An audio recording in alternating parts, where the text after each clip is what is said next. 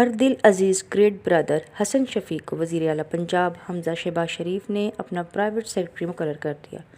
हसन शफीक का शुमार पार्टी के वफादार साथियों में होता है। अपोजिशन दौर में हसन शफीक ने बेहतरीन अंदाज में पार्टी के लिए काम किया है। रहनुमा पाकिस्तान मुस्लिम लीग नून सलमान शौकी और समाजी कारकुन अदील शहजाद और चौधरी अब्दुल माजिद ने भी इनके लिए नेक तमन्नाओं और ख्वाहिशात का इजहार किया है।